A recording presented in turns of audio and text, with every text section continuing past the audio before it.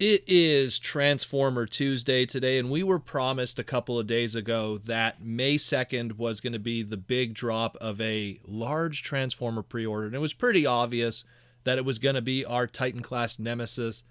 And we are here today. That pre-order has dropped. It's on Hasbro Pulse and all the related pre-order affiliates. And we're just going to finally get to take a good look at these final shots, the images, everything like that, the bio, and some little information that we have here to discuss that I guess we didn't realize maybe the first time around. So now we have these final images. Again, the first time we saw it was in the hands of Sam Smith from Hasbro Designs team. And, it had those weird plastics on it. We didn't really know what the final colors would be. And now we have this slew of photos. And nothing really new is known this time around. It's going to be this big transforming robot. It's going to transform in 36 steps. It's going to have, the little connection pads and everything. It's going to have the little slug figures. Not much new that we know, just that we finally have some nice images of it. But there was one thing that was fascinating, and it was when IGN did a little preview drop of this early this morning. And in the article, they wrote, the Nemesis figure promises to be one of the biggest Transformer toys this side of the mighty Unicron. And I was like, whoa, wait a minute here. Really? HasLab Unicron is 27.5 inches. I'm assuming maybe they're just trying to be coy, and saying hey, Unicron's a big Transformer, so this is going to be in that kind of range. And on the HasLab website, they say it's 23.5 inches roughly, and they say roughly.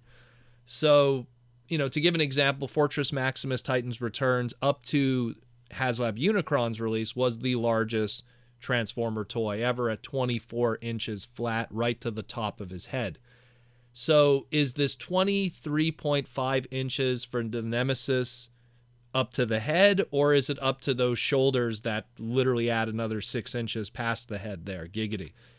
I don't know. But you know what? Going back and looking at the footage when Sam Smith was holding it, and especially the robot mode, and as someone who also owns a HasLab Unicron and just knowing how big that is, you know what? It's getting there. It's a pretty big figure, and I mean, maybe it is those shoulders that add to the height, but it is going to be a very, very large figure. And some of the past ones we've gotten have been, some of the Titan classes we've gotten have been a little smaller. So this is quite interesting to have that piece of information. It is going to be a very large figure, and, especially from a Titan class standpoint. So we have a release date. It's going to be September 1st, 2023 when these will ship out. Obviously, historically, with all the past Titan classes, they have broken street dates. Usually they show up in July or August. So if you're someone that doesn't want to wait, just wait for retail. They probably will pop up. But I will probably suggest waiting. And I will say this because, again, the price is now 100% confirmed. It is going to be $199.99. The new MSRP for our Titan class. It was the same price of what the Cybertron Metroplex was last year with Legacy for the Titan class. And it's one of these things where, you know how it is with this podcast. We always look to the past to understand the future. And if history has taught us anything about our large Titan class price point for Transformers, be it that on the Generation Selects through direct market, or that of the retail side with the Titan class that we have, the Titan class always goes on sale.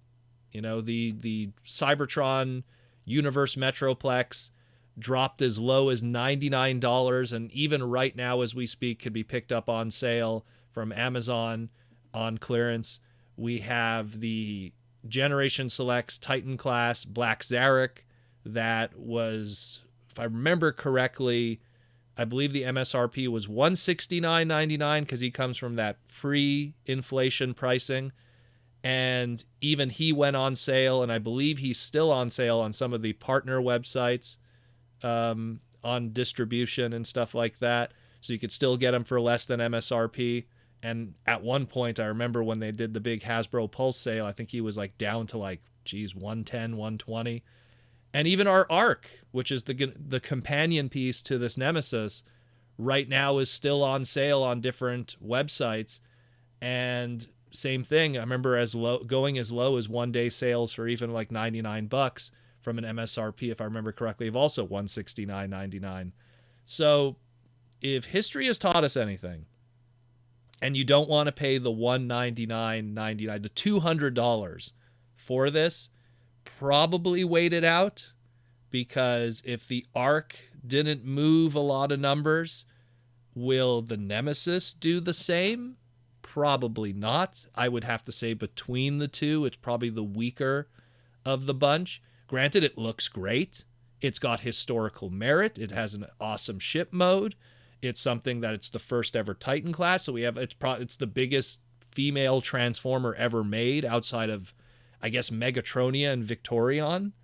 You know, it's something that, the way I see it, you know, it does have its weight in interest, but at the same time, if the ARC didn't move as much, and the ARC, if you had to compare, is way more iconic. If the ARC didn't move as much, and it was at that $169.99 price point and still went on sale, how will the Nemesis, that has less of that pull power and is now in that post-inflation $199.99 price point? I'm just saying, I think this is going to go on sale. I'm not pre-ordering because, again, history has told me to say otherwise, and I get a feeling there's going to be, dare I say, I'm saying it now, a $50 to $60 savings by just waiting a little bit. So let me know what you think, but I don't know. Looks great. Don't get me wrong. Looks amazing. Can't wait to get it when the time comes, and it's going to be a great companion piece to go with my ARC. They're going to be in vehicle mode. I just know it. It's going to stay like that just because it's so iconic. But $200? I think I'm going to wait it out. You know, I there's other pre-orders for me to worry about, like the Fig Pin hot rod that's out there that just dropped also. You know, so I think there's other things I might want to focus my money on maybe at the moment. But I don't know, guys. That's just my take. Let me know what you think. Again, I think it looks great.